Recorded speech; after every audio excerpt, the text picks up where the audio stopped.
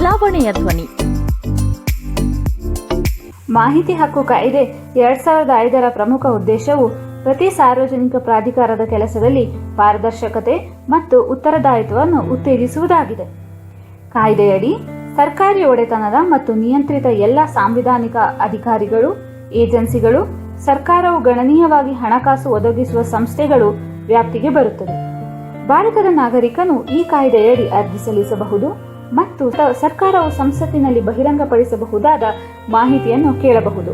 ಆದರೆ ಭಾರತದ ಸಾರ್ವಭೌಮತ್ವ ಮತ್ತು ಸಮಗ್ರತೆಗೆ ಸಂಬಂಧಿಸಿದ ಮಾಹಿತಿಯನ್ನು, ಆಂತರಿಕ ಭದ್ರತೆ, ಗೌಪ್ಯ ಮಾಹಿತಿಗಳು, ಐಪಿಆರ್ಗಳನ್ನು, ಆಂತರಿಕ ಚರ್ಚೆಗಳನ್ನು ಆರ್ಟಿಐನಿಂದ ವಿನಾಯಿತಿ ನೀಡಲಾಗಿದೆ.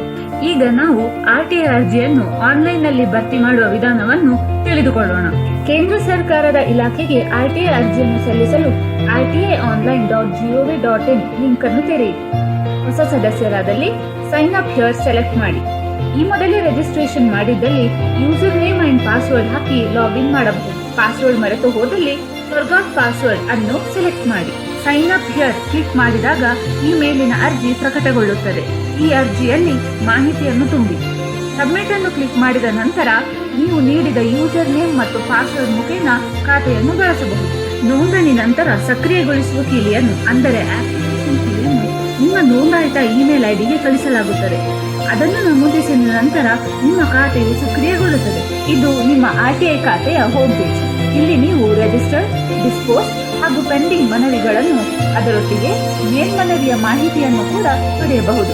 Submit request, first appeal, new status ಹಾಗೂ ಇತರೆ ಮಾಹಿತಿಯನ್ನು ಮೇಲಿನ ಟ್ಯಾಬ್ನಲ್ಲಿ ನೋಡಬಹುದು.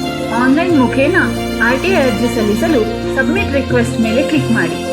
ಮೇಲಿನ ಮಾರ್ಗಸೂಚಿಗಳನ್ನು ನಾನು ಓದಿದ್ದೇನೆ ಮತ್ತು ಅರ್ಥ ಮಾಡಿಕೊಂಡಿದ್ದೇನೆ ಎಂಬುದರ ಮೇಲೆ ಕ್ಲಿಕ್ ಮಾಡಿ.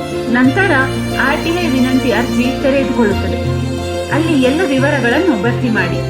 ಆರ್ಟಿಐ ಪ್ರಶ್ನೆಯನ್ನು ಬಹಳ ಗಮನವಿಟ್ಟು ಬರೆಯಿರಿ. ಅದು ನಿರ್ದಿಷ್ಟ ಹಾಗೂ ಸಂಕ್ಷಿಪ್ತವಾಗಿರಲಿ. ಎಲ್ಲ ವಿವರಗಳನ್ನು ಭರ್ತಿ ಮಾಡಿದ ನಂತರ ಮೇಕ್ ಪೇಮೆಂಟ್ ಅನ್ನು ಕ್ಲಿಕ್ ಮಾಡಿ. ನೀವು ನೆಟ್ ಬ್ಯಾಂಕಿಂಗ್ ಅಥವಾ ಕಾರ್ಡ್ ಮುಖಾಂತರ 10 ರೂಪಾಯಿಯನ್ನು ಪಾವತಿ ಮಾಡಬಹುದು. ಇಮೇಲ್ ಮತ್ತು ಸಂದೇಶದ ಮೂಲಕ ಆರ್ಟಿಐ ಅರ್ಜಿಯ ಸ್ವೀಕೃತಿಯನ್ನು ನೀಡಲಾಗುವುದು.